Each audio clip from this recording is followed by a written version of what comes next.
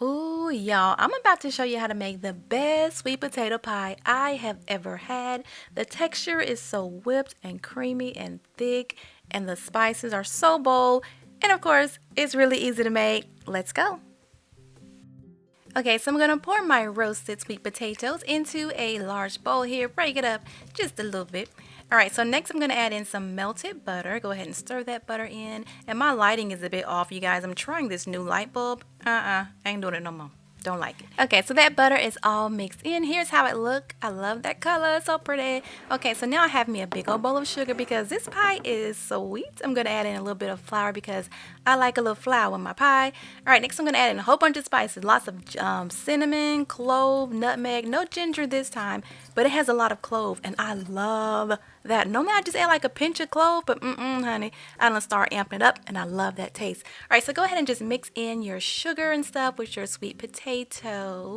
I gotta say that slow, sweet potatoes, because I want to say potato like sweet potatoes. That's how I normally say it, but I'll get comments like, what's a potato? What you mean potato? So yeah. All right, so next we're gonna add in some whole milk, no evaporated milk this time, and a little bit of heavy whipping cream. Don't skip that because that whipping cream, y'all, it makes the texture just like so good.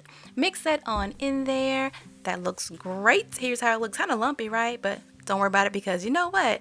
We are going to place this into a blender. You can use a food processor or a blender. This right here, this is a ticket. This makes the smoothest pie ever. There's no little, sweet potato strings in there, and it's just silky and just like, oh my gosh. Okay, see how silky that is. Okay, so now we have our egg here. I'm just gonna beat this egg, beat it until it's nice and frothy and like uniform in color, and then pour that into your filling, your batter. Okay, now before you mix those eggs in there, you can taste it, make sure that it has enough sugar, it's spiced the way you like. It was perfect for me, so yeah, I went ahead and mixed in my eggs. Now we're gonna go ahead and pour this filling into our blind baked pie crust. It's like a par baked pie crust.